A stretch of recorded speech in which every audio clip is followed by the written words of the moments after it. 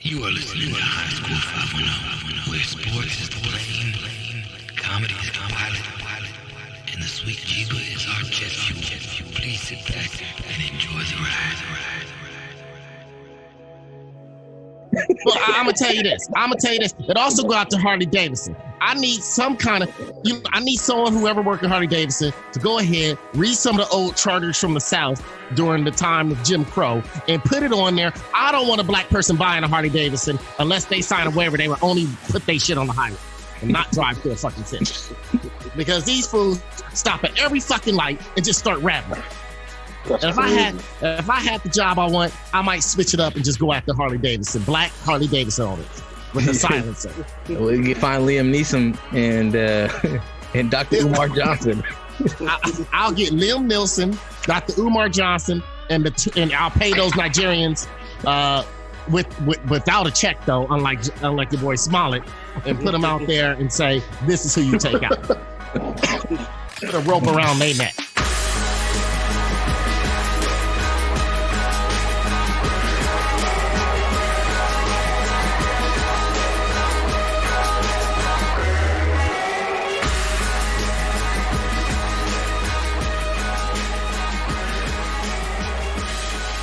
Man, you improving on your time, man.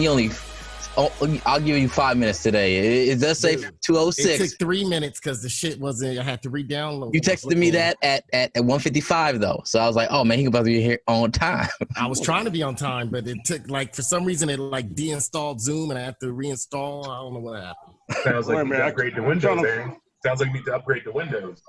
Nah, I got Safari upgrades on his own, man. This ain't no IBM, no PC madness. All right, well, we got What's up, Powell? What's up, Aaron? What's up? I don't see nowhere on Brandon's agenda to say talking about Adarius and DJartt going at it through text message. Well, I was trying to mediate. Powell's gonna mediate, yeah.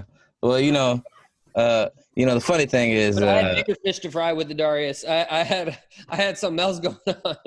Y'all know the Bay Area comedian Stroy Modi? Oh yeah, Powell, man, you was in the finals of the hyphy trivia this past week, right? Yeah. Mm-hmm. I made it to the final round of hyphy trivia with Bay Area comedian Stroy Moy, yeah. So what happened?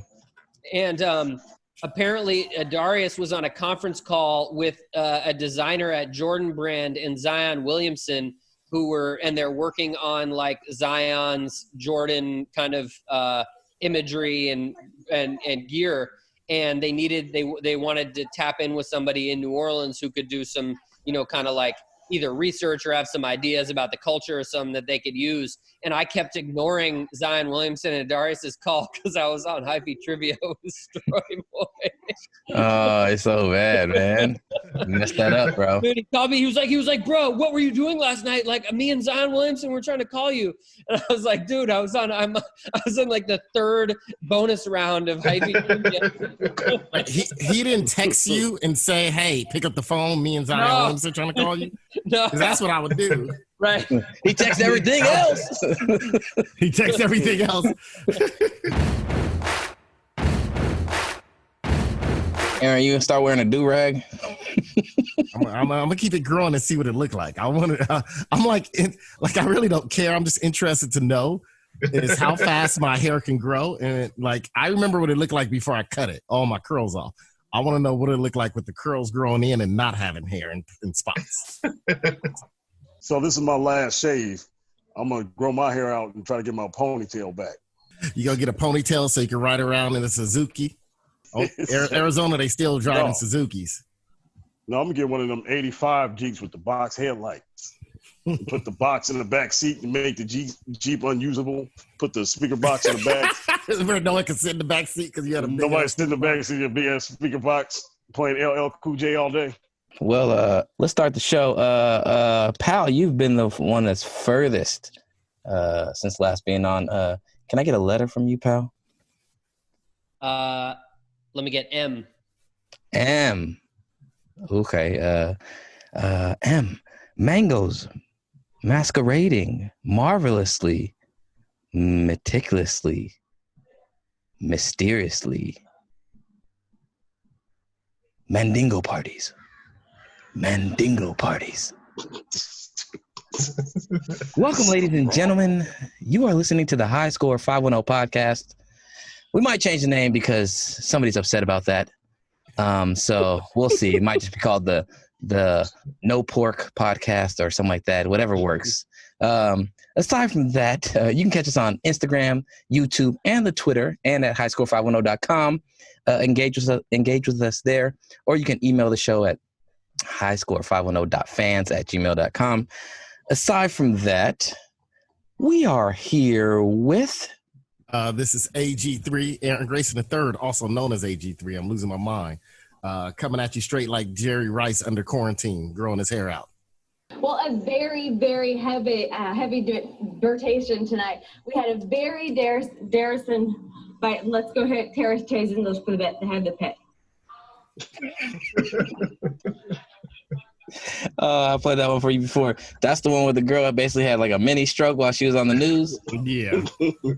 People thought she was having some magic moments. And we are also here with... What's going on? This is Brandon, a.k.a. Taco Pablo. You know, I bought 10 of the same shirts, like the Bears brought in 10 tight ends. Mm.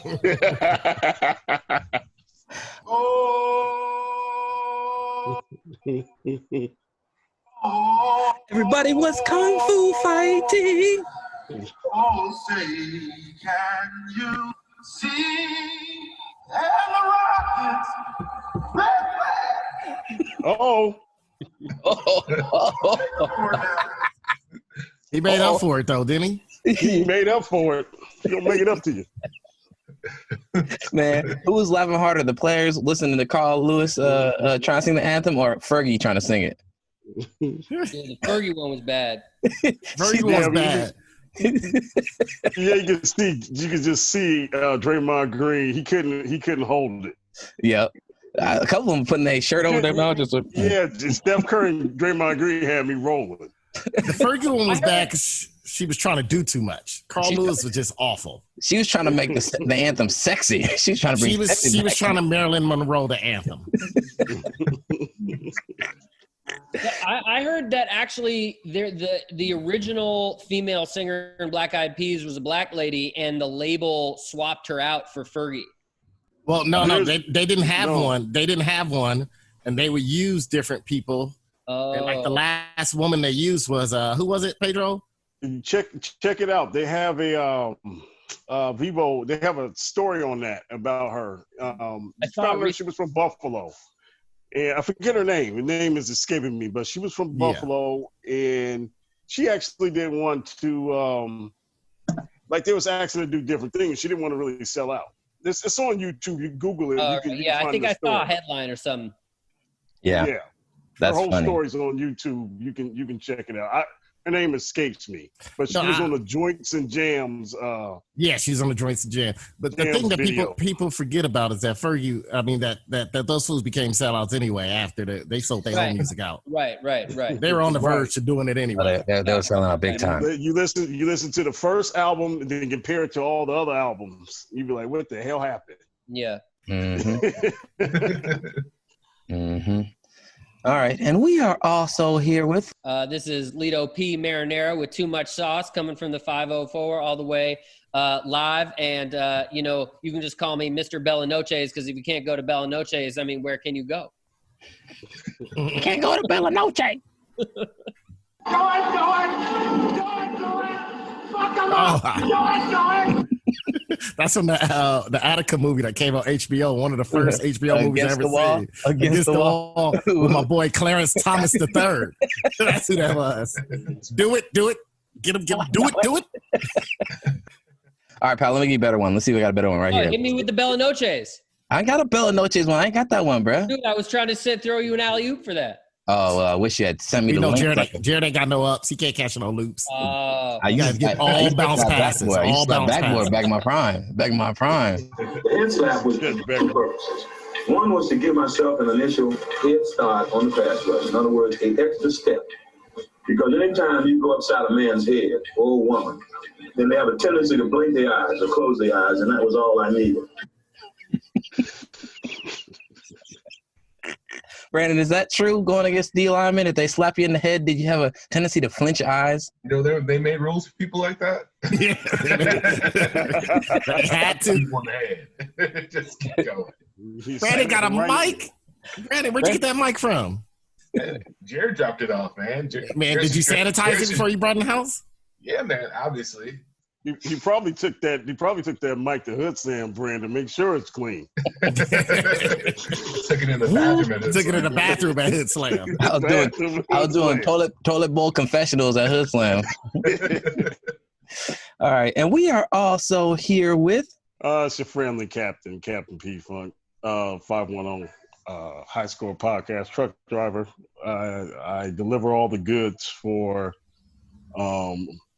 the podcast. I dropped off Brandon's mic by diesel truck. That's a lot of stuff. And you sponsored our Black History Month DVD giveaway. And I also sponsor all things 1970 and 60s. Y'all stay deserve to die. I hope they burn in hell. Exactly. That's exactly how I look with this gray in my beard. You look like Carl Lee Haley.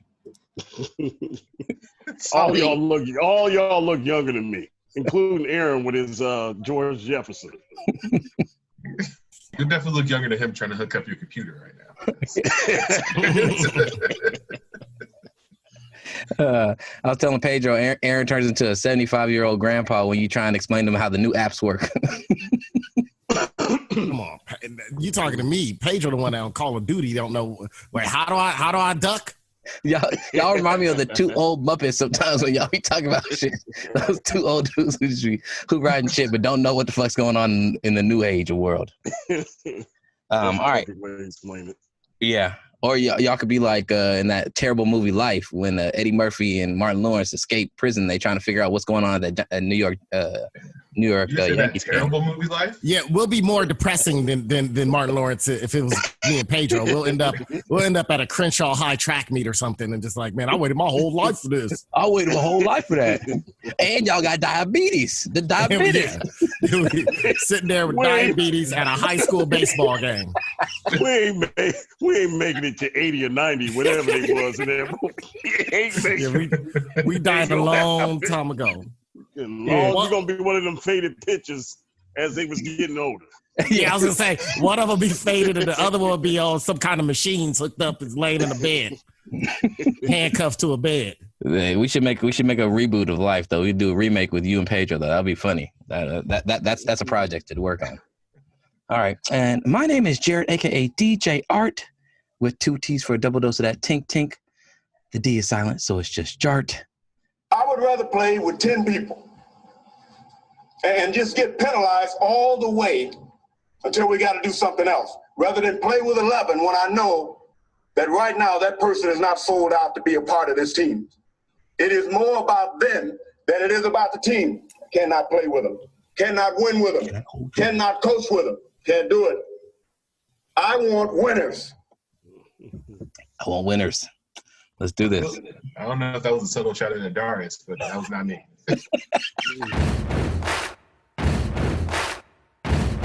And I'm not going to speak on Adarius being mad at me or overreacting and say he's overreacting, but I think he might have overreacted a lot because I texted him individually and then he started texting every group we on talking shit about me and being mad at me. I'm like, I texted you as a man one-to-one trying to figure out if you're going to make it or not because you haven't responded all week. I talked to him. He said reason he started putting it on all the groups is because you started disrespecting him and saying crazy stuff.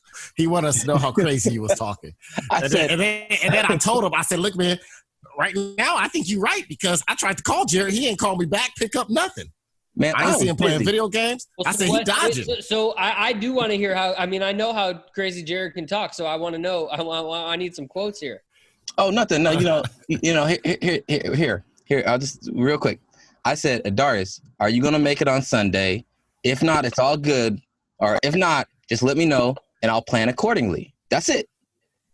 A little bit straight and direct to the point. Like, if you're not going to make it, just say no, and I'll plan differently. We'll get somebody else on, or maybe if I have an idea of something I want to do, like I just want to be able to plan something out. And I was like, hey, let's set a more consistent time so we're not every week having to text out and figure out what time we're going to do it. So we all texted earlier in the week, got it set 2 to 4. Darius never responded to any of that. He was texting the other groups during that time.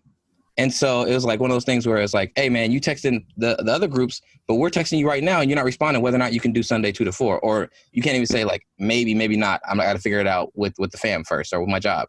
He didn't do that. He didn't respond at all. So on Friday, because it's getting close, I texted him, hey, man, let me know so I can plan accordingly. And then he took that and ran with it, got mad. And so then when he started coming at me crazy, I came out with a little fire to the side, gave him a little jab about what he was doing.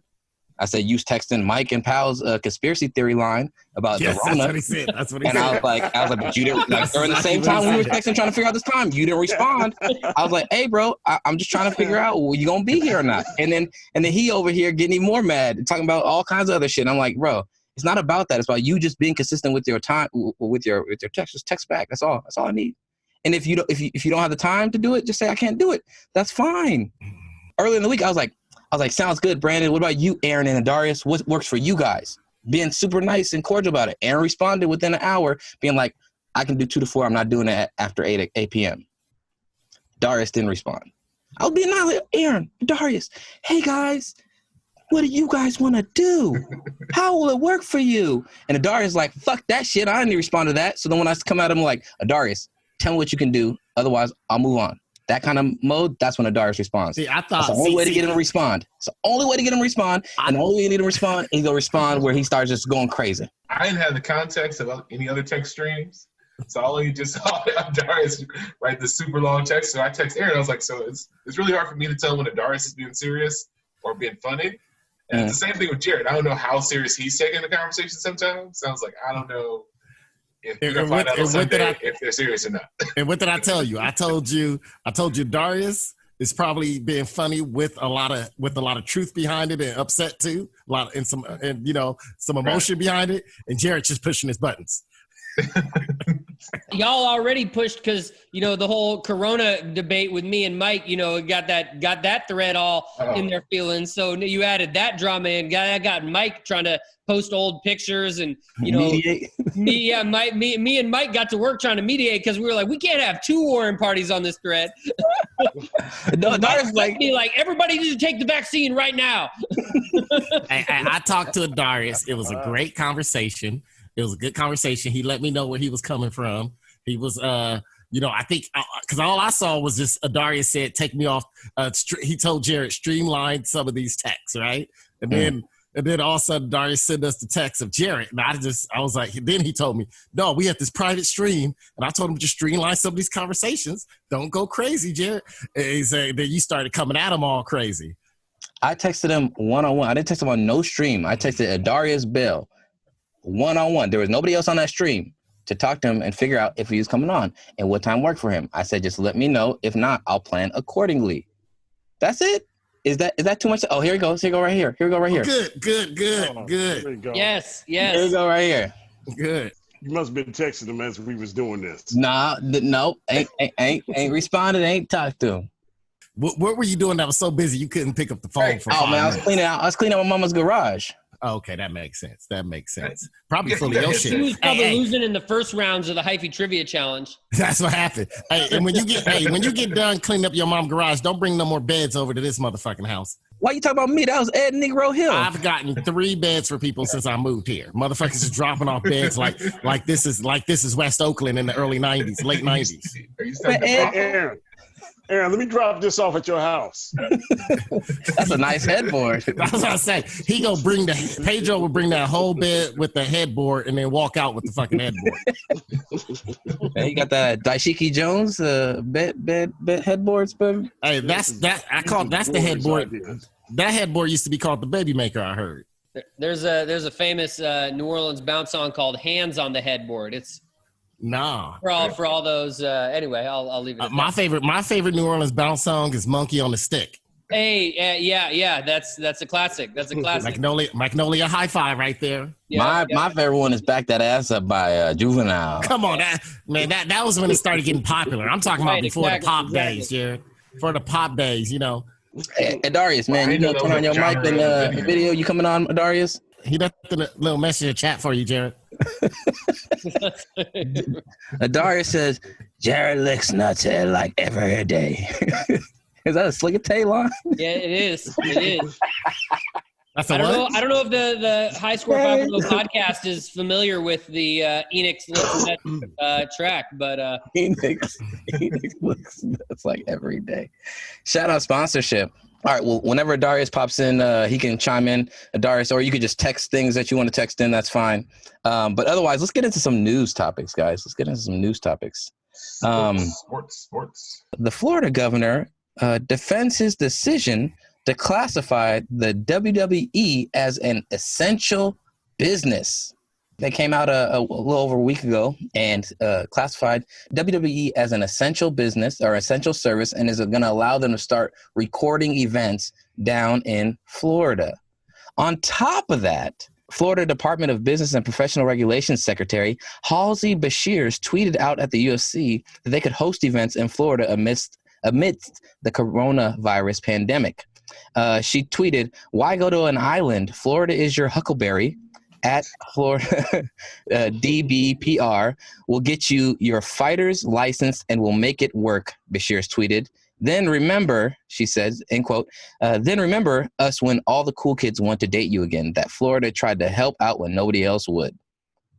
So it sounds as though Florida is parlaying itself into being the sports entertainment world, UFC and WWE center for operations during this pandemic. What y'all think about that?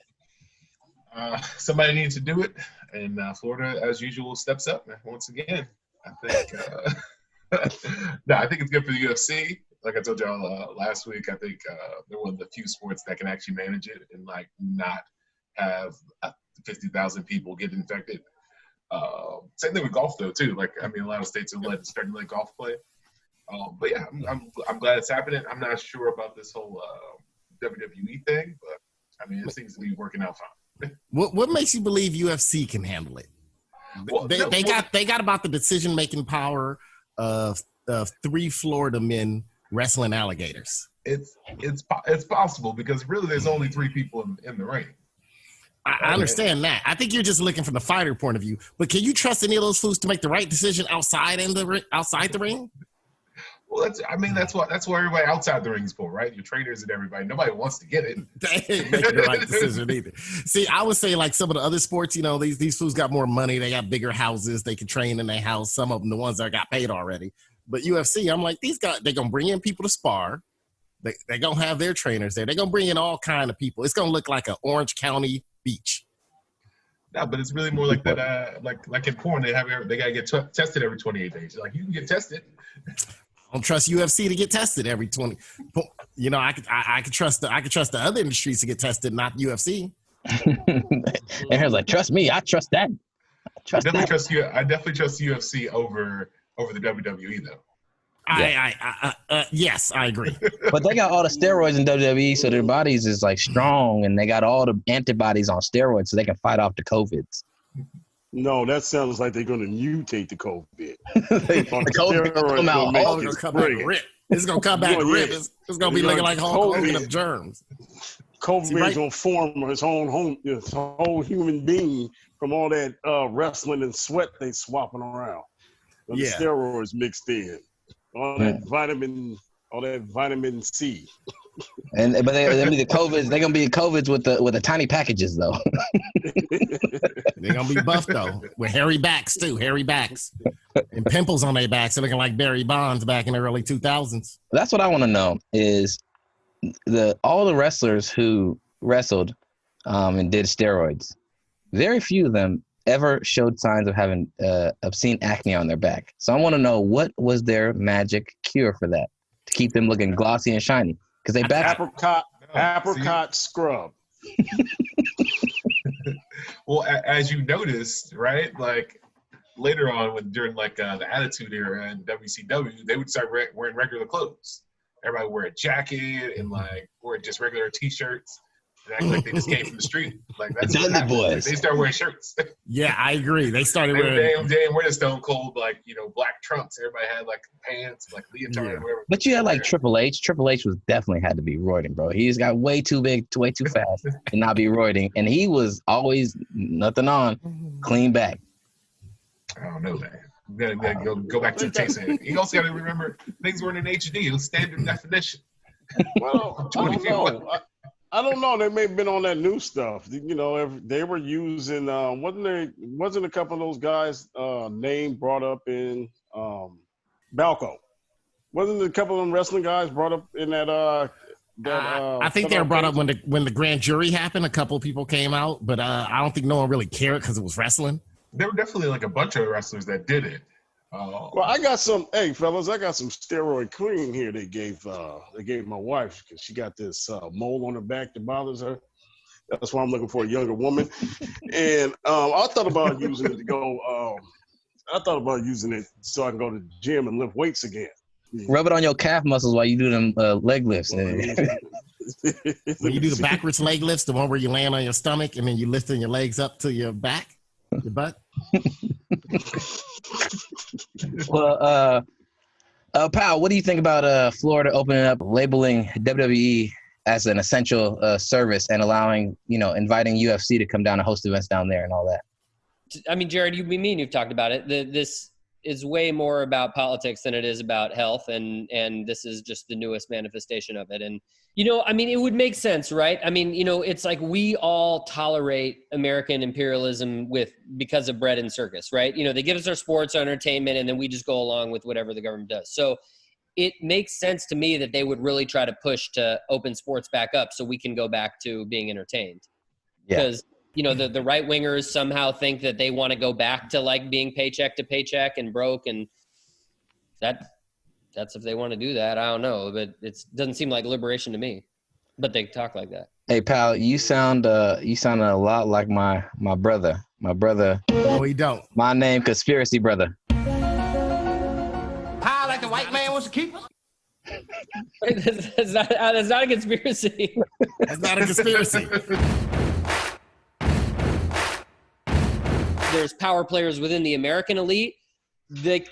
China's an imperialist nation too, as far as their projects and investments in Africa and in the Middle East. And so I feel like there's a global beef between Chinese imperialists and American imperialists going on too. And the little like racial manifestation of it is like, the tip of the iceberg. It's another Cold War, bro. It's a new version of the Cold War. They're trying to play the other as the evil, more evil version of the other, and trying to play itself as the sensible version of still being a crazy superpower that is making decisions without the consent of the people, regardless, or without. Jared, I think it opens up a lane for you and Stephon Marbury to like emerge as like international peacekeepers. Oh, me and Stephon Marbury? Well, me and Steve Francis. Steve Francis look like he needs some help.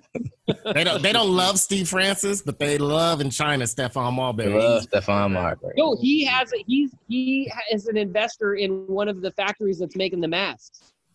Yeah, that's all I like about Miss Marbury. Yep, Starberry masks, baby. Do they cost as much as the shoes that he used to make? The Starberries. I love Starberries. The Starberries was dope. Hey, Aaron, remember the Starberries I had when you came to Phoenix the first time? Yep. Yeah. Yep. No, they were comfortable. They were stylish, and a lot of women look at. I remember you suggested me and you go to a park and play hoop. And I said, motherfucker, it's 8 a.m. and it's 93 degrees already. Fuck going to a park. He's like, that's the coolest part of the day to go hoop. Dude, I was like, take me to a QT and I'll get me about 5 Slurpees. Unless you're gonna be like Leon and above the rim playing in the middle of the night. Exactly. That was the start of my diabetes visiting Peadro in Arizona because I had to drink a Slurpee every hour to cool off. People had Slurpees like on deck. Like, hey man. And man, I thought I was like, damn, is he on drugs? I drank 16 Slurpees in 4 days. Hey man, take me up the street so I can get a Slurpee. Dude, nigga. They taste different in different places. I wasn't gonna speak on the podcast today, but I definitely want to say something about the Starberries. Oh man, I was about to say, like, his mic is not muted. I definitely just got to speak on the Starberries real quick. The Starberries business model. Their business model was bred off of selling drugs. I don't know if you remember when the Starberry first came out, but every shoe was $15. Every shirt was $15, and they as sold is the vaccination packages. industry. They sold packages 2 for $15 and 2 for $20. So you can get like shoes and a hoodie for Dub, or you can get like a sweatsuit for $30. So shout out to Starberry for selling clothes and shoes like weed. That's what happened when you're from Coney Island. You know how to hustle it. It's too bad Sebastian Telfair didn't learn from his older cousin. Too bad he didn't. All right. Well, let's move on. To Darnell, no one is permitted to move during the singing of the song. First bit of sports news: the return of Gronk. The New England Patriots traded Rob Gronkowski to the Tampa Bay Buccaneers.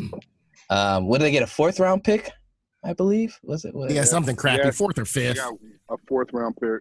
And I believe he's still owed another over $10 million on his contract. So $10.5 million on his contract. Yeah. Yep. So my question is this all or nothing for Tom Brady? And if he does not win it all this year, does he retire? Because right now he's got the most potent offense he's had since the 2011 team with Randy Moss and Randy Moss and Randy Moss and Randy Moss. Also, he had Randy Moss. And Adam Vinatieri. And Adam Vinatieri and Randy Moss. So this is like Wes Welker. Wes Welker and Randy Moss and Randy Moss. Man, I thought his team was more dangerous like 3 years after that team. It was very dangerous because they had Aaron Hernandez on that field, and I was scared. Everyone was scared they're going to get shot. Like if Aaron Hernandez was going to pull a gun out like Billy Blanks in The Last Boy Scout. I mean, Billy Banks had a reason. You know, he had some money over his head. He probably was going to get killed. Aaron Hernandez was doing it for fun.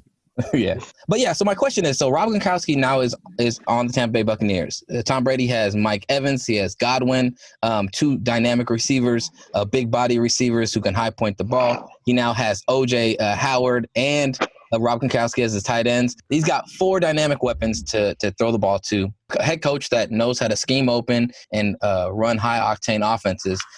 Is this season a make or break? If Brady does not win it all, or at least get to like the NFC Championship game, is this indication that he is done or does not have it anymore, or an indication that he should retire?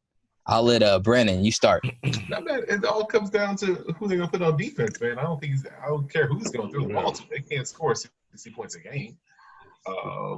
And besides, they got to still beat the Saints, who are still good. Who that? You still got to play Carolina. They're still good. Atlanta's going to be better this year. So it's hard to say. I don't think he should retire. I mean, he's Tom Brady. He's going to retire whenever he wants to. Somebody's going to give him a job next year if he wants to play.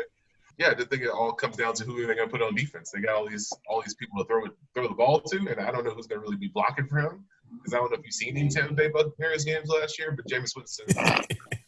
I don't know if Tom Brady yelling at them is going to make them play any better. So yeah, Tom Brady's not going to be throwing the ball deep.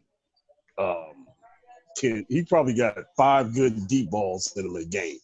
You're tripping. Tom Brady's only going to throw deep. He's not going to be able to move anywhere. He is old as fuck. He's not going nowhere. He's going to have to run a lot of button hooks. There's not going to be a lot of deep. Have you seen the velocity? And I think they did this on ESPN, where Tom Brady's throwing the ball downfield and everybody's either batting it or intercepting it. So he's lost a lot of velocity on his arm. And I don't care what his trainer's doing.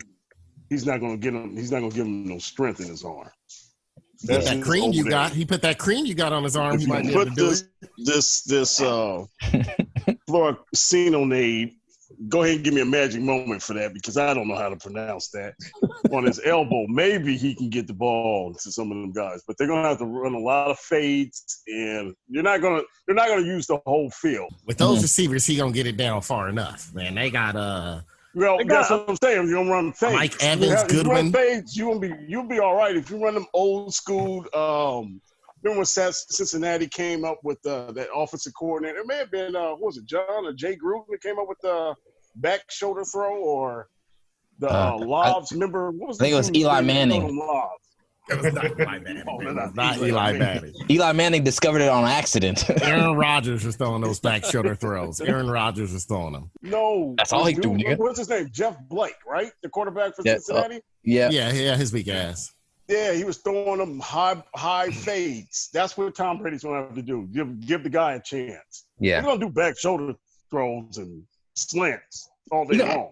I think he's going to do a lot of. Instead, you're not going to sit up there and score 60 points with Tom Brady. It ain't happening.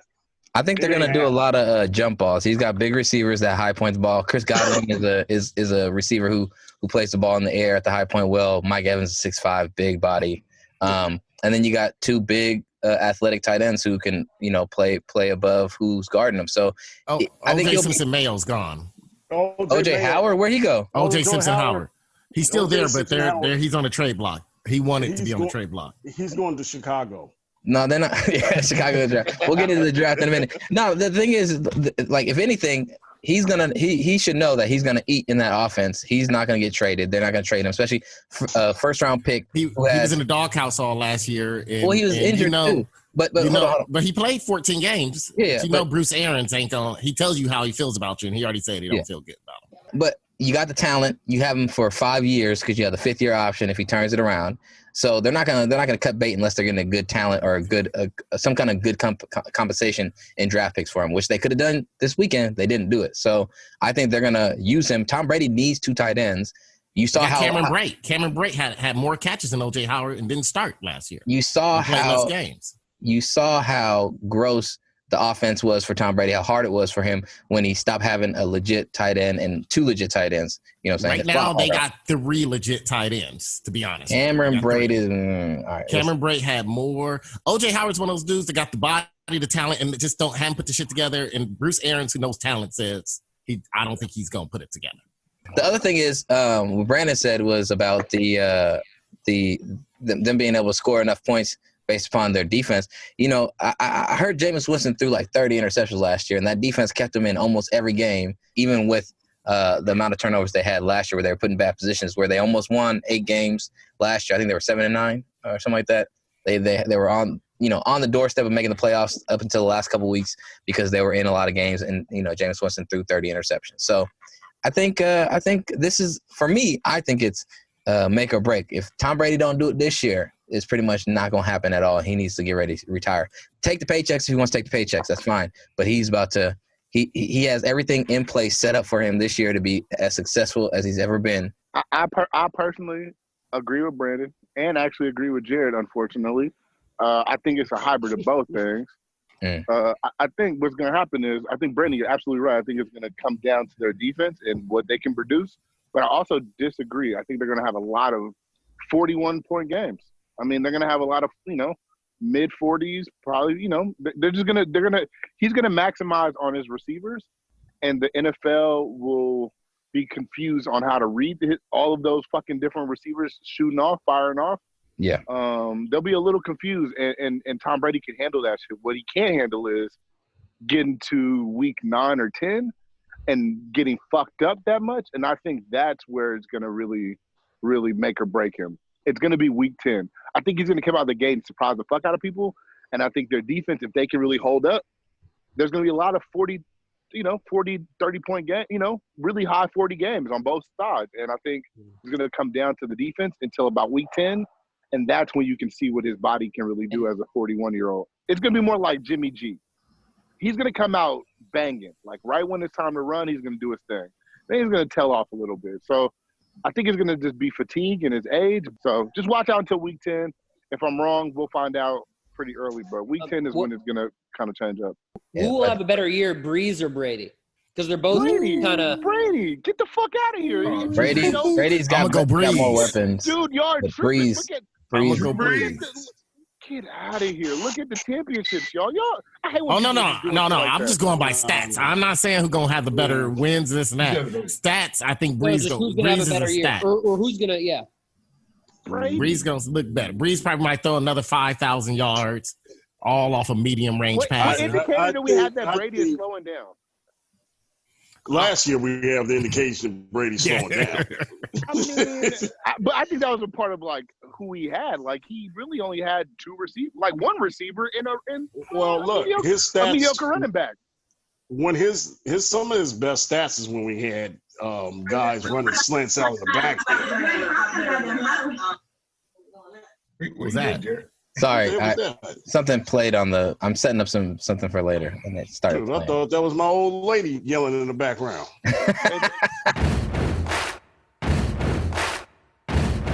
the NFL draft happened this past week. What are some of the big takeaways?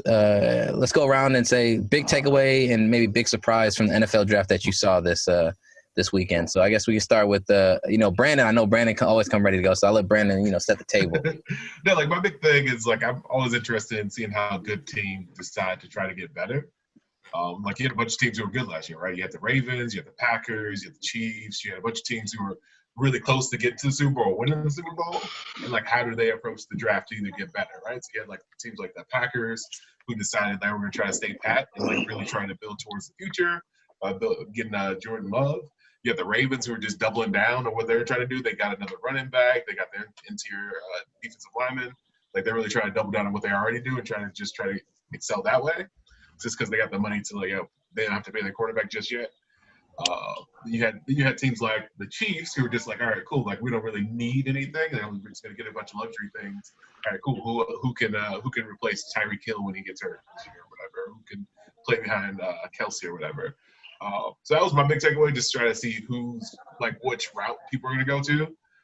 And that just got me thinking towards like historically like teams who lost the Super Bowl. Teams who are close to getting the Super Bowl, how do they try to rebuild? Because some teams like the 49ers decided, all right, cool, we're going to shed a bunch of this dead weight or shed some weight and try to like really recalibrate our roster. Because the 49ers traded the defensive lineman earlier in the season.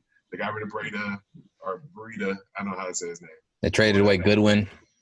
Right, they traded away a bunch of players that weren't playing a lot, and they're going to try to replace those people in the draft. And then other teams that really just tried to stay pat and like really resign the players and expect to get the same results this year. So that was my big. That was what I was looking for in the draft. I think you got teams that are just spinning their wheels like the Bears and the Raiders. They're not going to be any good. They don't know how to get better. but they still won yesterday. They still won. The great thing about the draft is that everybody's a winner. Everybody leaves out happy. How many tight ends did the Bears draft this year? They drafted one. They still have a long list of tight ends. Yeah, and they drafted a tight end after signing Jimmy Graham. I guess they don't expect too much from them. I wouldn't. I wouldn't either. Well, the crazy thing about it is they signed Jimmy Graham for more money than they could have got Greg Olsen for less money, who I think is comparable. They could trade for O.J. Howard, which would have been less expensive than to sign Jimmy Grant and draft an unproven guy, Hey, that's still an option, Brandon. Don't worry. O.J. Howard might still be coming. Y'all gonna run a three tight end set. Oh man, I think I run a 5 tight end set. That'd be almost unstoppable. That'll be sweepstalking. That's what you do. You run a 5 tight end set and just have Mitch Trubisky run sweeps because he can't throw for shit. Yeah, it's just like, hey, can y'all all just run varying levels of button hooks, 5, 3, 7, and I'm just gonna just run around and try and throw it to one of y'all big body motherfuckers. That's what. Did you see that? Did you see that restaurant in Chicago that was doing pickup, and it said, "Please stay." He said 6 feet apart. He said it. They said think about the distance of how far Trubisky throws it from his target or something like that. Yeah, he said act like these marks are wide receivers and think about where Trubisky throws go, and that's how far apart you need to be. That's like, damn. Pal, what you got on that? Who that? So I don't watch football like that, and I don't watch any. I don't know anything about the draft. But this is my takeaway from the draft. I saw 2 videos that involved players' girlfriends that I thought were quite interesting. One was one of the players had a white girlfriend who was like hella trying to hog up the camera space, and his mom pulled her off him. And I thought that was classic. And how dare his mom do that to that beautiful white woman? That beautiful white woman was just trying to snuggle her. I think I got the video of that. Hold on. Okay. Then there was a second incident with CeeDee Lamb, but anyway, go ahead. If you hold on, here you go. A beautiful white woman. Bitch, get your milky face, you big titted, hip having ass. She physically moved her. He didn't even realize. He was just like, man, I can't believe I made it. I can't believe I made it. Look how beautiful. What's she looking at? She's like looking up. Pedro, I like what Pedro said. Look how beautiful that woman is. That white woman is. Just gonna go ahead and remove her. No, that's your son's dream right there. That's his insurance. You don't move the insurance. Hell Come no. on. She tripping. That's like when an old black dude find a $5 bill. Like that's how fast he picked up that white lady off the hall. He's like, oh shit, put your foot on it first. Don't touch that shit, nigga. It's mine, nigga. Move. That's funny. And then the second one, the CeeDee Lamb one, where his girl was going through his phone and he checked her and grabbed the phone back and was like, wow. Hold on, there was she recently got on Instagram and posted the video herself and then had a rebuttal. So what apparently happened, and CeeDee Lamb, he verified this on her Instagram. He commented, "This is all true, babe. Watch out for the haters," or something like that. But apparently, as he was on the phone with the Eagles, chopping it up with them, his agent is FaceTiming him on his phone. So his girlfriend was about to pick up just to have his back and be like, "Oh, I'll pick it up for you." But he was talking, business for the first time or whatever he was doing. He chopping it up with the team directly. So he didn't want them to pick up. He didn't want her to pick up on accident. So he's like, no. He heard her say who it was, and he just snatched his phone because he couldn't really say no or stop the conversation. So that's what really happened. But it looks crazy. The NFL sent everybody who had a chance to get drafted a package that had all the teams' hats and jerseys. All of them got all 32 teams, and they all got an iPhone. And that iPhone was to only direct them to the coaches and general managers or owners of the teams. Mm-hmm. So they had that was the phone that they couldn't put numbers in or nothing. It was just a link, so the general manager could contact them after they've been drafted or right before they're drafted. Now, and I heard the same thing from Adarius too. Like his agent was calling to FaceTime to congratulate him, but he was on the phone with the team that just drafted was it the Cowboys, right? He was on the phone with the Cowboys, and then she was going to pick up the phone. But I mean, I heard he was on the phone with another team. That's why it was a problem.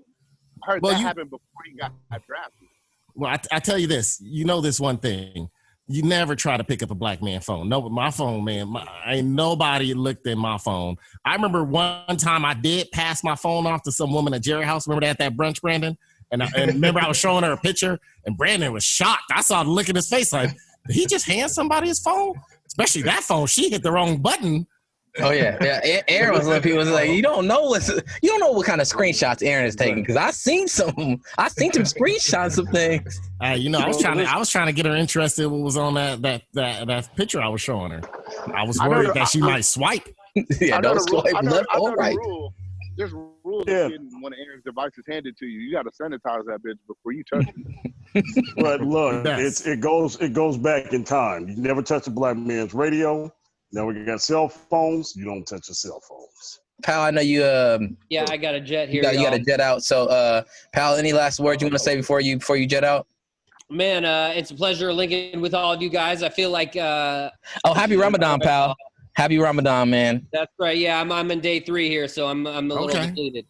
Okay. Well, yeah, you guys stay blessed and stay healthy and all that shit. And I know it's gonna be. I don't know if the COVID pandemic's affecting how you practice and observe the. Oh, dude, all the mosques are closed, and it's all bad.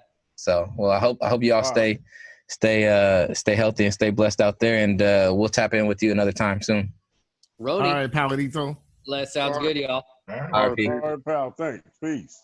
Pedro, what was something that you saw that like surprised you, or what was just your takeaway from the draft? It could be about your team or something else in general. Okay, the 2 surprises were the quarterbacks. Love the Green Bay, and then we had Hurts to England. Philly. Philly. So they know they pretty much counting on Carton Wentz is getting hurt again. It's almost a guarantee every year. So they need that backup plan. But I think that I don't know. I'm thinking Hurts is in a position where he can steal that. If Wentz is not doesn't stay healthy, Yeah. And he does some things with, if you guys see the draft where he basically aced the where they was talking about the route tree. He aced that. Mm-hmm. So that is scary. So he's learning and he's evolving. Yeah. So if Wentz gets hurt in love with Aaron Rodgers getting older, they're not giving him no weapons. That's almost a clear sign of them trying to move on from Aaron Rodgers and going in a different direction. I think Aaron Rodgers' personality is starting to rub off on a lot of people the wrong way. Yeah. So they might be making a look to move him and look forward to the future faster than what we thought. Wentz is a little different because he's going to get hurt. Aaron Rodgers has been solid. He went through a couple of years of injury. Remember, he only played like 9 games the year before. Right, yeah. But and the year before that, he only played. Remember, he missed a lot. They made the playoffs, but he missed like 4 or 5 games. He missed. They had Rex Hundley there. But if you give Aaron Rodgers some weapons, Rex Hundley, man, he's gonna ball off for you. His mama don't know his name. Hey, I gotta give Aaron and Peadro retroactive magic moments because y'all both. Aaron just said Rex Hundley, and then Peadro just said Carton Wentz. I don't even know who Carton Wentz is, but that's because Peadro was trying to tell his wife to go pick up a carton of Benson Hedges. This magic moment. Y'all can share that one, just like that movie y'all gonna be in together. That's racist. Aaron Rodgers thing, because he pushed out his old coach. He got a new coach. That new coach has very little allegiance other than to make sure he solidifies his position as the head coach there. So he can be like looking to the future. He's like, I gotta groom my own quarterback that I can tie myself to. That isn't a dude who pushed out the old head coach. So. Hey man, I gotta say, I gotta be a little bit on the side of Aaron Rodgers though, man. He's a one-time champion. He has the arm of someone who should be, lauded as Tom Brady's, next or other in this generation. Mm-hmm. And I think he didn't get a proper coaching staff to really elevate the team. I mean, I gotta just throw that out there. I think you guys are all right though. Yeah. But the caliber of the fucking player is crazy. I mean, he should be and will probably be historically known as, someone who is just as good as Brett Favre and taking over the reins there. But I don't think his caliber of legend had been elevated by the franchise and by everyone who has kind of put him on. So, I mean, I'm not saying he could have been like, a 12-time champion. Like, no, none of that. But, like, they could have put together some better teams for him and some better, like, actual things come playoff time that could really have elevated the franchise and him as a legendary quarterback, and they did. I think what I agree. I think one thing that happened is that he won that Super Bowl in 2010. Yep. Or 11. One of those. 2012. Oh, 2012. Yeah. They won that Super Bowl, and he was just like, it was just him. He was just hot. He was just hitting fools. It was like, man, it was one of those things where, like, if you have a quarterback that can play at this level, like, you're almost unbeatable. But we kind of, I think, had the recency bias, and maybe the team did. It's like, it's really hard for a quarterback to play that way. Same thing with Drew Brees. It's really hard for a quarterback to play and get that hot and sustain that season after season after season. You have to have a quality team that they can lean on and not just be leaned on the entire time. And I think that's what Drew Brees realized. I think that's what Aaron Rodgers maybe is starting to realize, or people thought, he carried that team to the Super Bowl with just playing out of this world type football. Like, he can continue to do this and you can win a Super Bowl almost every year with that. But he hasn't been back since because you can't lean on him the way that they were able to that one year he won the Super Bowl. And it showed with the way the Niners did it, played them the following season where they beat them. You know what I'm saying? It was one of those things where you need to build a quality team. You need to build a quality run game. You need to have these weapons. You need to have a good defense. It all needs to come together. It all needs to be put together strategically so that you're not just leaning on one player, one quarterback to carry you the entire way. I'm gonna say this. I think the year before they went 14-2. They won the Super Bowl. They had a quality team around them at first, and that Super Bowl year they were good, but they kept getting hurt. Remember, they still had like Charles Woodson. It was a veteran team. It was a good veteran team that was they were either at their peak or on the downside of their careers, but they were still good. And Aaron Rodgers got hot and carried them because remember, everyone just kept getting hurt. It wasn't really the team was bad. Yeah. But then they didn't put together a team since then, though. Since then, they put together a shitty team. Because they thought Aaron Rodgers would just carry him. Yeah, I think they thought Aaron Rodgers would just carry him. The team is shitty around him. But I want to say this. He's the same age as they were when he got drafted and Brett Favre was that age. Yeah. That's true. That's true. Brandon, what were you going to say? 35 or 36. I'm going to say they've been to the conference championship 3 times since they got to that Super Bowl. Like 3 times. And one year, Aaron Rodgers had that calf injury. And was out. And another year, right? So like, wait, they've gone 3 times? I thought they haven't gone 3 times. No, they've gone to the conference. They lost in the conference championship this year. I know, and I thought that was their first time being in a conference championship in a while. No, they lost against the Falcons, right? No, yeah. Was it the Falcons? Was that the Super Bowl year, the 28-3? I'm looking at it on TV, the Super Bowl. Man, you ain't even no sports fan right now. How you watching it on TV? Man, I got a time machine. You just happen to be watching the 2017 Super Bowl? You over here lying. This one? I think. Hey, man, I ain't no liar. I think at the end of the day, what's going to happen is Aaron Rodgers is going to be in the same level of like John Elway. He's always really good, arguably the best quarterback in the league while he played. But, didn't win as many titles or didn't have the resounding success like a Brady or a Montana in their time that would have put them at the top because of that, they're not going to ever be considered necessarily the GOAT because of the fact that they didn't win the titles that the other, top quarterbacks in their eras did, I mean, he won one. I mean, how many you got to win? Yeah, well, yeah. I mean, it's different. This the NFL. It's hard. It's hard. No, I know it's hard, but you got. We can't just look at Brady. There's Brady and Montana that have like a lot. Everyone else, if you get 1 or 2, you did well. I think we just get to the point where we're letting Brady ruin us, and it's like, no, man, 1 or 2 is great. No, there's a lot of quarterbacks 1 or 2. But that's why I think the perception is still going to be he's an Elway type, where he won. Elway won 2 at the very end of his career. When he had really dope teams and a really great running game behind him, but like Shannon Sharp. But there's no clear-cut number 2 all-time quarterback though after Brady.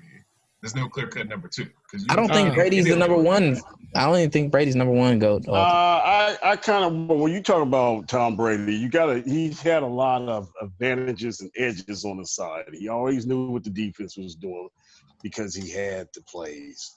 He also deflated football. He deflated the ball for 4 of those, maybe 5 of those Super Bowls.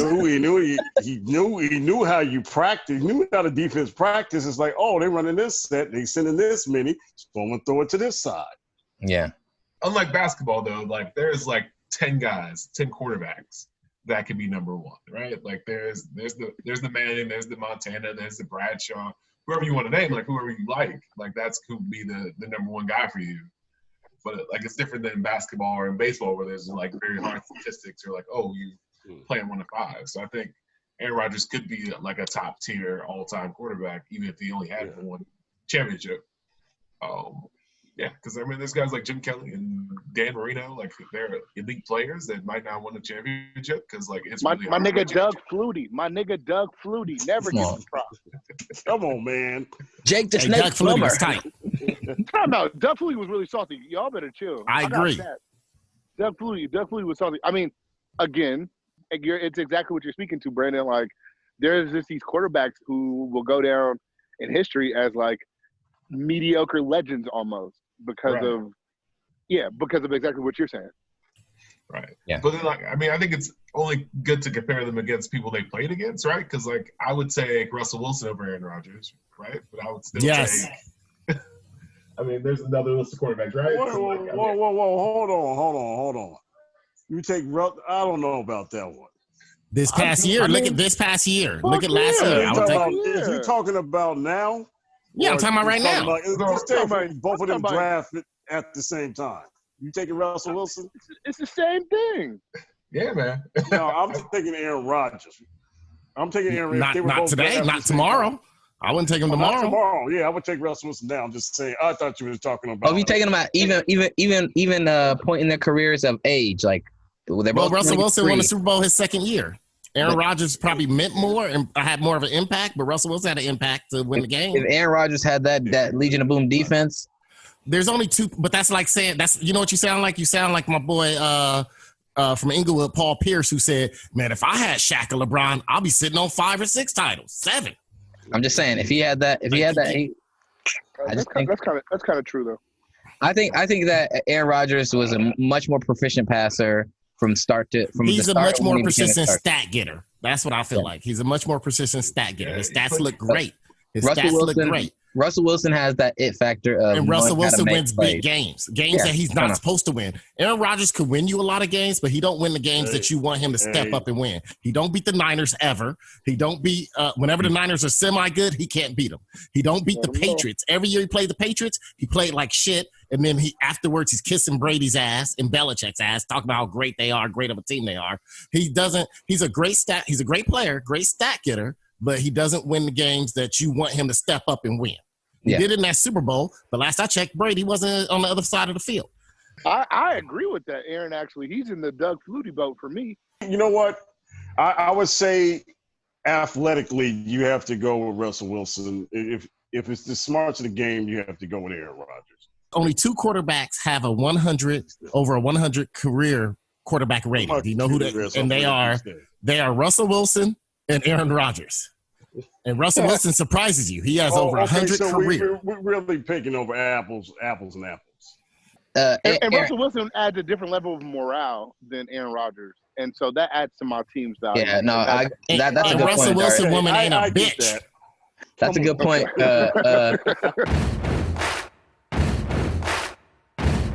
I remember years ago, everyone thought like when you had Tuiasosopo balling at Washington, he was a senior year. At the same time, Tro Ponamalu was balling at USC.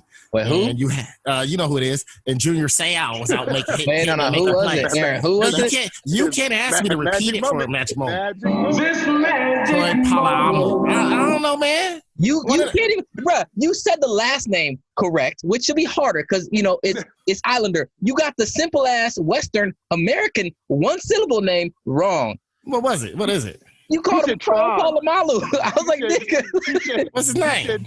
Tron Pilot Pocket. Troy Pocket Sticks. Pocket Mako. It's Troy Polamalu, Negro. I said Troy. Man, go back and listen to the film.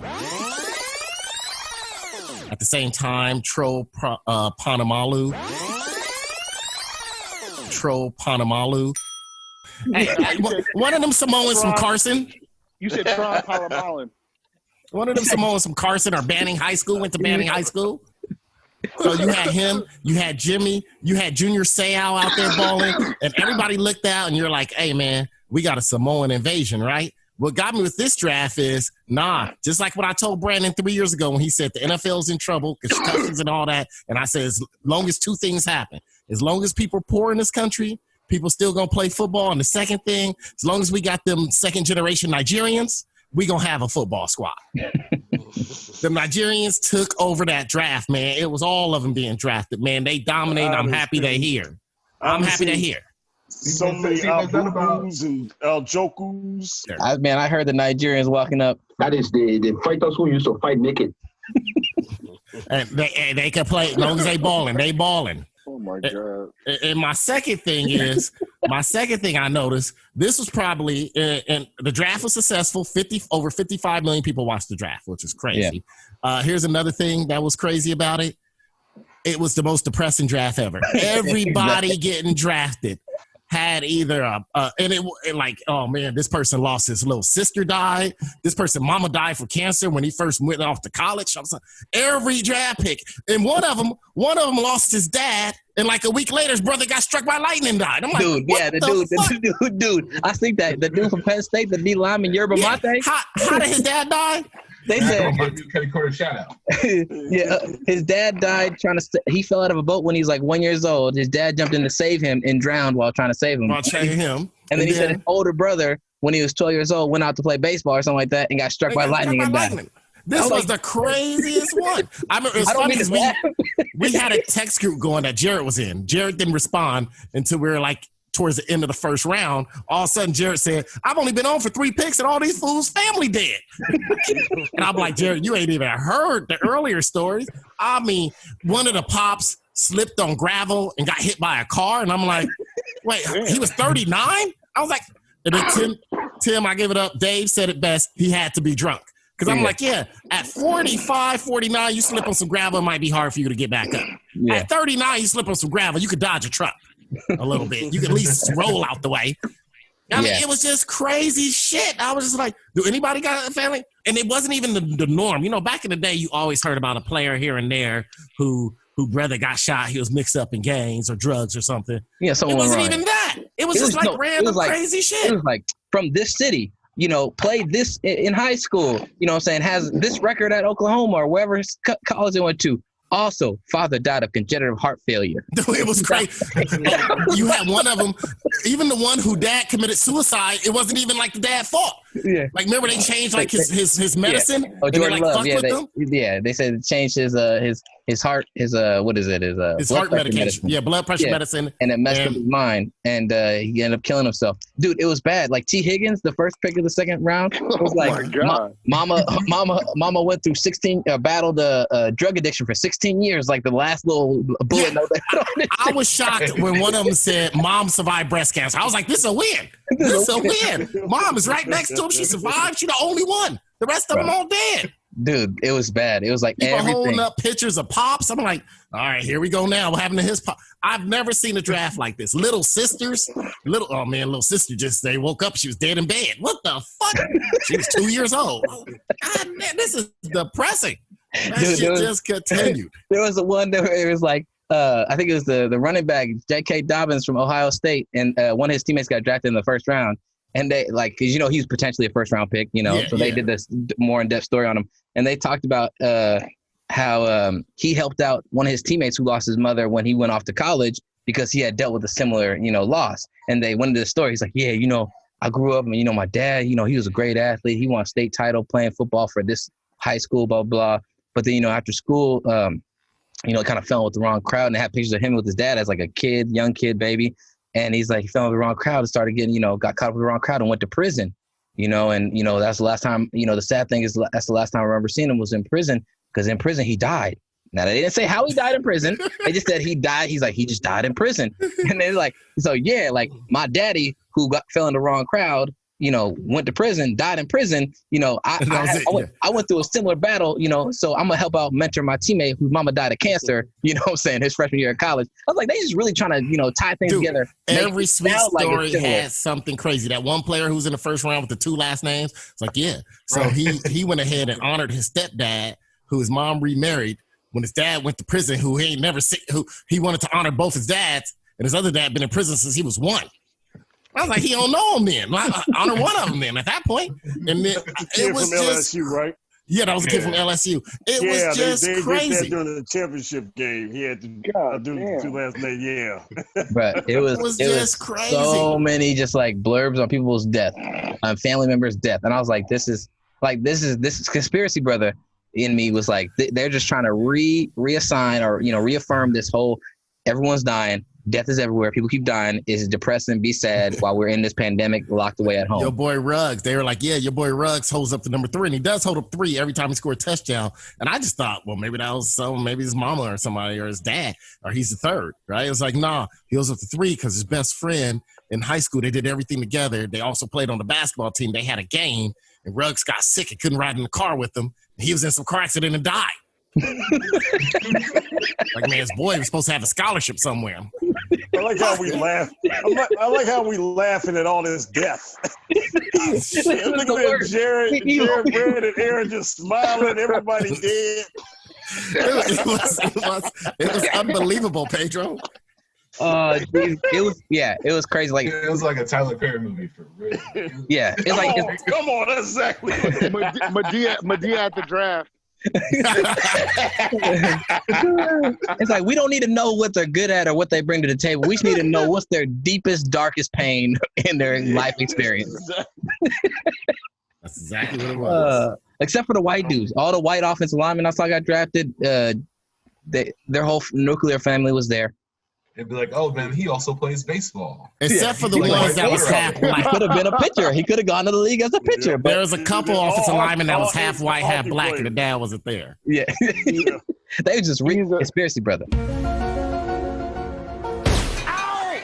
I'm here. But my vest coat is there. Yes, I'm alive. He's a farmer. He was from Harmony, grew up and raised in a great Christian home. I guess the one thing that I saw was similar to Aaron, just like all the depressing bullet points they kept putting on the bios of all the players. That shit was just egregious. The other thing that was a big takeaway for me is the Cowboys drafted the one receiver that I was talking shit about the week before. Shit about all the he talked shit about. He talked shit about CD Lamb. And I'm a root for the brother. It's because of CD Lamb's grill. That's the way he smiles. No, my main thing is he's all swag. He played at the Big 12. Everyone talking about how tight he was, how great run. He could run, any receiver position. He can run all the routes. And I'm just like, he played against guys who did not cover anybody. He played against 5th and 6th string wide receivers who got put as cornerbacks. And they never played press man coverage. He never played against the caliber of defensive backs he's going to have to go against in the NFL. The one saving grace I have is that Mike McCarthy is going to be good enough as a coach to scheme open in three wide receiver sets to get him open and get him. He's going to use him like a better Randall Cobb. Yeah, so that's my hope. But at the same time, it was kind of funny and ironic that Tim wanted CeeDee Lamb for the Raiders. We talked about it last week. Tim wanted CeeDee Lamb for the Raiders. I told him I'd rather have Ruggs or Jerry Jeudy because they're better route runners. But the Cowboys end up getting the dude that I didn't want. So that was hilarious. So hopefully he turns out to be all that they say he could be. Anyways, Cowboys. Let's move on. Brandon, you got to get ready to roll. Yeah, man. Do you want to do your Cuddy Corner shout out? Because I want to do this Twitter Sweet Symphony with these dudes real quick. There's a couple funny videos. I'll take my Cuddy Corner shout out with all these depressing stories, man. I was going to do my Cuddy Corner shout out. That was going to be it? You gotta tell us ahead of time especially if it's something hot like that. If it's something hot like that, you gotta tell us. You can still make your Cuddy Corner shout out. If you have another take on it, it's fine. Oh no, it's all good. No, man. I ain't got nothing else right now other than everybody's listening to their own news sources, making up their own conclusions about this coronavirus. Just stay in the goddamn house. That's my. Wait, say that again. You kind of went in and out. Just stay in the goddamn house. Just don't listen to your Muslim bakery or wherever wherever else y'all get y'all news from about the coronavirus. Just stay in the house. Look, wait, hold on, Brandon. I'm trying to go outside and protest with some of these white folks. Trying to stop me. I'm trying to get outside.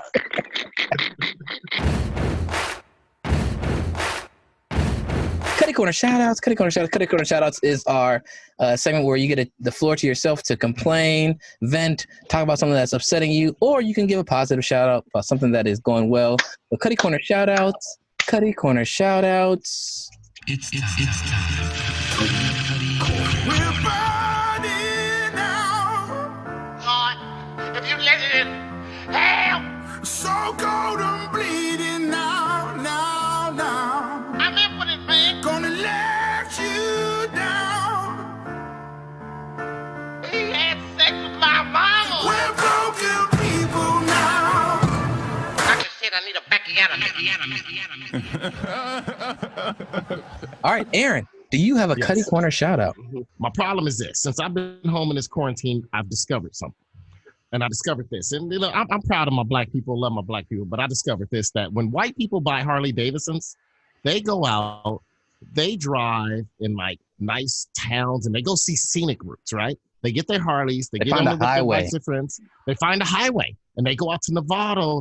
If they're in the Bay Area, you go out to Novato, you go out to Sebastopol, you go out to Point Reyes, you go out to, different places, Bolinas, and you go and you see what lovely countryside in these small towns, right? Black people.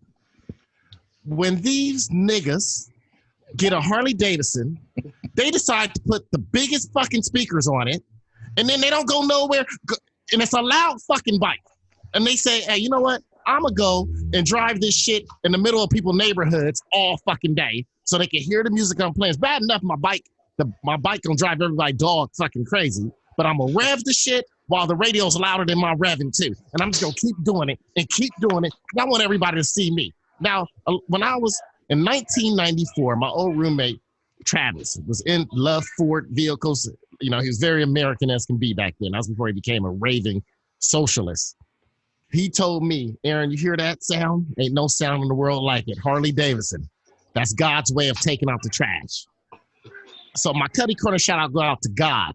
There's a lot of trash deliveries you need to take out. You need to come down this street and take them all out. You got garbage on this street that need to go out, God. Get on it. I'm going to do my job. I'm going to stay inside.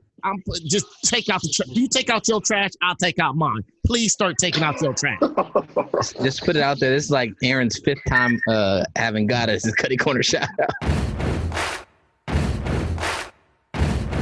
out. Cuddy Corner shout out goes out to all the conspiracy ninjas. Look, COVID-19 is real. I had a family member who died from COVID-19. You have celebrities dealing with COVID-19. I got Negroes on my Facebook sitting up there talking about, hey, if we eat fruit and vegetables, we're going to be all right. Just go outside with the protesters. No, this is a disease that's mutating. It is actually catching, it is attaching on to Black people because we are in the streets. So plain and simple, stop thinking this thing is real. This is not your grandma can't take out COVID-19 with some tussle. Maybe the Africans got some dance you can do to get rid of COVID-19. I'm not sure. But you ain't gonna take out no COVID-19 with some Robitussin and vapor rub. I heard there's a pastor in Nigeria that knows what to do to take out that COVID-19 to all the lady petitioners. You bend over, I put my face in your ass. I suck the COVID out your booty. Me and Kevin.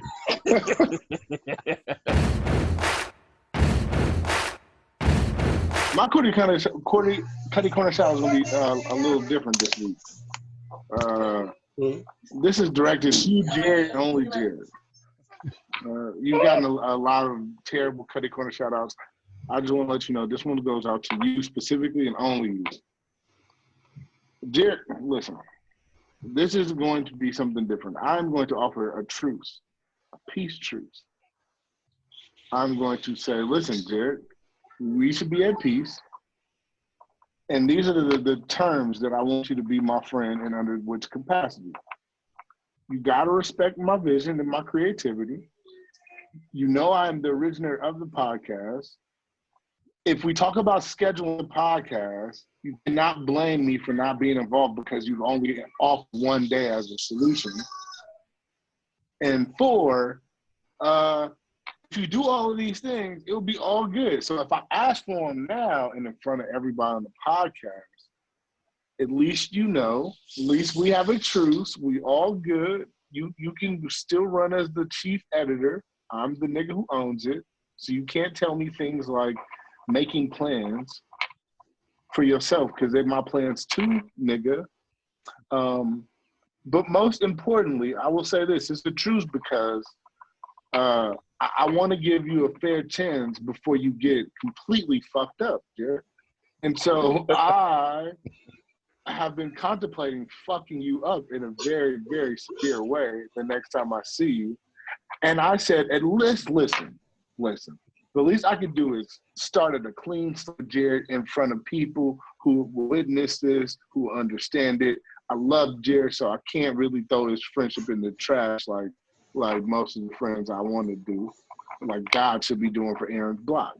I don't want to throw him in the trash. That's disrespectful. But this is your last chance to not be thrown in the trash. All right, Jared, because I will throw you in the trash, Jared. At this point, only physical harm will come to you, Jared. Right? So this is a clean slate. You have a chance to be a good friend, Jared, with no bullshit, Jared. This is your opportunity, Jared. So be a good friend. Don't be bringing up no bullshit. Don't be treating me like shit. And don't be ducking calls. Don't be ducking text messages, acting like you a nigga who run everything. And then sending me a Zoom link 10 minutes before the show starts. You a piece of shit, Jared. We know your kind. So just be a good friend. I'll be a good friend. And we'll let it go. Now, those rules are broken. You're going to get more than a Cuddy Corner shout out. All right? I'm going to kick your ass, Jared. My Cuddy Corner shout out goes out to Adarius. Whoa. Woo!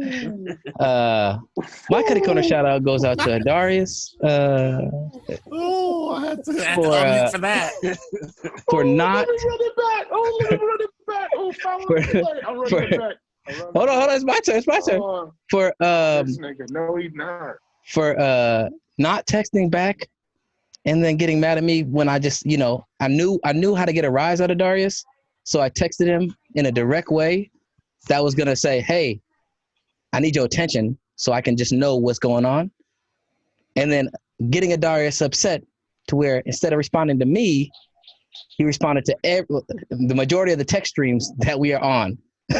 So that's my Cuddy Corner shout out. I texted Adarius one-on-one because I was trying to I wanted to get his information of what was good with him for this weekend, whether or not I needed to plan accordingly differently.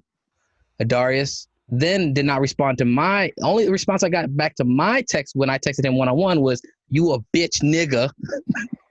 That's all I got.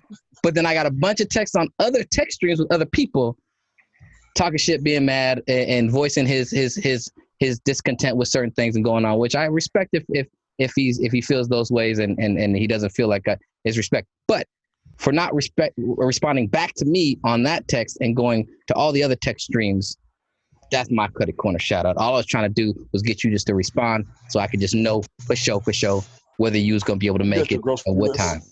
I love you, my brother. Yeah, where's it? And I don't want you to feel as though I'm taking anything away from you. Don't think that you're not involved or that you're not appreciated or that you don't have credit and input on this podcast. And all I need from everyone is just sometimes you gotta be the person that's the Obama, as I like to say. Sometimes you gotta be the asshole when you're trying to get things to happen, you're trying to get things to roll, and we're trying to keep this thing going. So if I gotta be that dude, I'll be that dude. But sometimes, you know what I'm saying? You just compared yourself to Obama? Because no matter what I do, no matter how many good things I say, no matter how well I speak about what we can do in this society and this podcast to improve things, I still get people from left, right, center who are hating on me. And there's not much you can do other than just say, well, that's the way of the world. So I'll be the Obama. When I'm arguing with Tim and Aaron, I'm the Obama. You know what I'm saying? I'm always the Obama. So I'm gonna be the Obama. Okay, except I'm not gonna do as many drone strikes. Wait, hey, well, can I be the Herman Cain of this podcast? Yeah, you can. You basically R. Kelly's brother, nigga. You are not a credible source. You have some information. You really want to be a famous star, but it's not gonna work because you just as dirty as the things that you talk about. I wanted to be nice, so I'm gonna leave it there and leave it choose. But Jared, good luck. But you only got one time to fuck up. Well, that is our show, my friends. That is our show. Is there any last words you guys want to say before we get ready to head out? I think in the COVID times, we need to practice more forgiveness with people, even when they are acting a little strange and weird. Peadro, you got anything you want to say before we cut out? Hey, yeah, I want to give a shout out to my nephew. He has autism, but he's not severe. And he made the album that blew my mind. Shout out to Sage. You spell it S-A-G-E. Find him on SoundCloud. And he's got a little EP out. Sage, S-A-G-E. Just like the sage you put in your grits. And you can peep out his new little EP. Also, Jared, I want to give you some bumping music, some beats I made a long time ago so you can use on the podcast. Because that just reminded me of that. That way I can get my album out when I learn how to rap, sing, or play the guitar. I gotta learn how to rap first. As soon as I get my lyrics together, I'm gonna have this dope album is gonna get me over the hump. So I can, put my house on Instagram. Show people how I'm living. You got the headboard to prove it right there. That's all you need. That's all you need. First album is called Live from the Baptist. Got a Baptist headboard. He got the pew headboard. A lot of praying been going on in this bed. You call yourself Peadro. Come on, man. Oh shit! Hey, Aaron, you got any final things you want to say? Yeah, I want to hurry up and get off of this so I can go use the bathroom. Like, pee on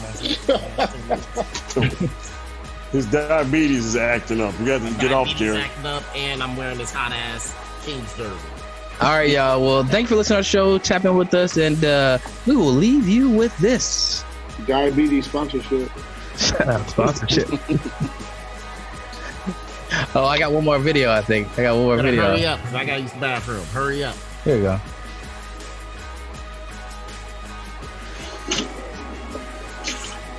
Was that Kool-Aid?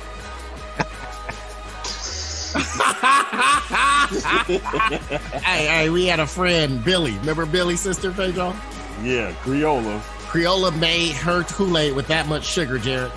It was thick. It was like syrup. Yeah. That's like a cinder block of sugar.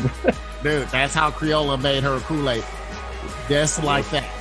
And that's why I have diabetes.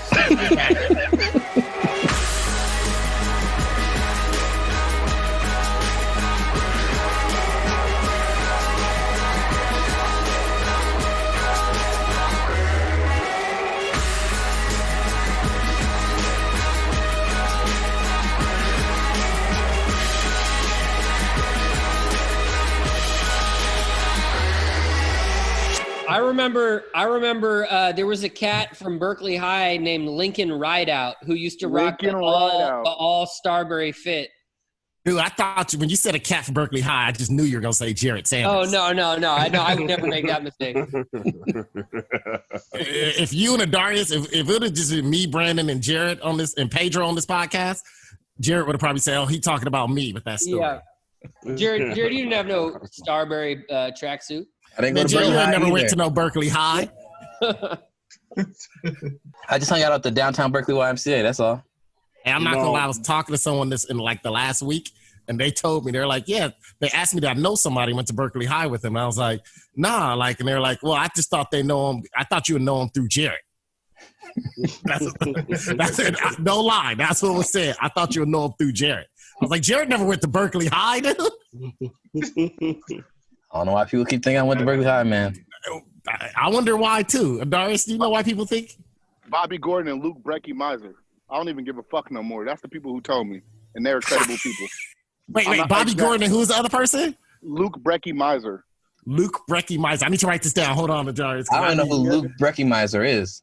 Yeah, Luke Brecky Miser is Bobby Gordon's best friend, and Bobby Gordon said that you told Luke Brecky Miser that you went to Berkeley High School. Those are two best friends that both play Oakland baseball since they were very, very, very small. So I believe them. I don't believe you. Bobby Gordon went to high school with me. Luke Brecky Miser didn't go to Berkeley High, so he didn't know either. He said you said that. So again, so he was telling people that didn't go there. That's what he was doing. He was telling people that didn't go there. Right. He told Luke Brecky Miser. Luke Brecky Miser went to Oakland schools. Bobby Gordon was like, "No, he don't. Like, what are you talking about? I'll go to Athenian with that nigga." So, who is Luke Brecky Miser, bro? Dude, don't worry about it. It's a dude named Luke who you told that you went to Berkeley High. So that's all I know. I don't know about that. Darius, he just made my day. I known Bobby Gordon and his sister because we was at Athenian together. Wait, is his sister Pie? Yeah. Yo, okay, wait, okay, hang on. Okay, go ahead. I have a follow-up question. All right. Wait, hold on. I just want to let the audience know, since Jarrett's always like busting down my magic moments and everything. Jarrett has been had pretended a long time ago that he went to Berkeley High, and there's a lot of people. Pretended. Hold on, Jarrett. I'm in the middle. I'm in the middle of spreading a lie. That believe Jarrett went to Berkeley High, including someone I was talking to this past week who told me that I should know someone through Jarrett. Adarius was the one that let me know. He pulled my coat to this a few years back, and he said, man, Jarrett is these people that Jarrett told that he went to Berkeley High and this and that. All right, just to let the audience know. So I don't want to get too far off track with this because yes, man, this is the right track. It might be on the wrong track, but it's the right train. Hold on. I'm gonna tell you this. I'm exposing niggas today. I don't know no Luke Brecky Miser. Number one, okay. Well, he know you.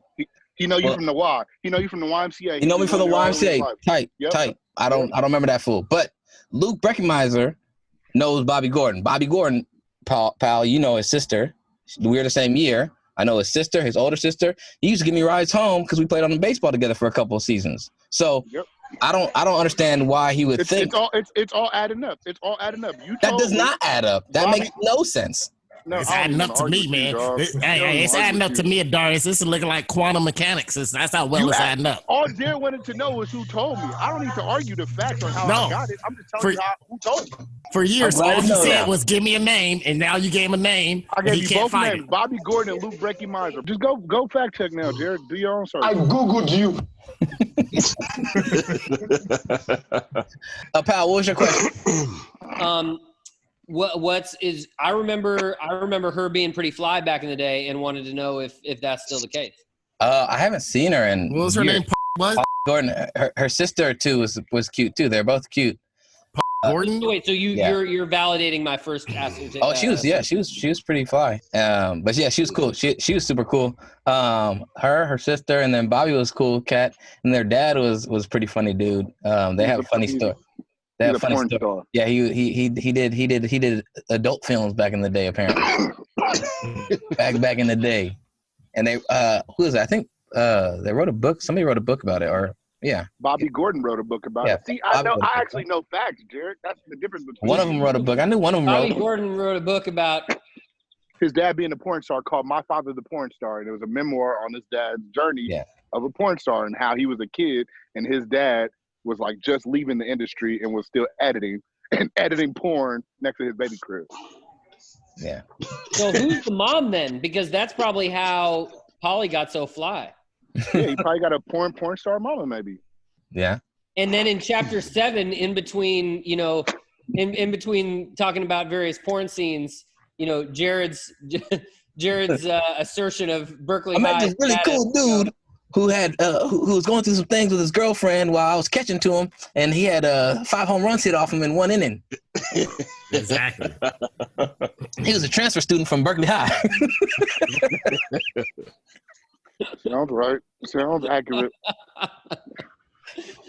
All right, well, let's move on. Thank you for the intel, Adarius. I'm gonna text Bobby. Let's move away from the political stuff. I feel like I'm not as funny when I'm talking about politics. I need to be talking about other shit. All right, well, don't worry. We got some sports. I like hearing that, pal, because Jared loves staying on the political stuff. What are you talking about, man? I was ready to move on. Y'all want to start talking about Luke Breckenmeyer. I didn't even want to talk about politics. I said 2 names. I was done. I wanted to talk about Starberry. Starberry. That was some good knowledge, Adarius. Wait, I'm not going to get credit for the Lincoln Rideout comment?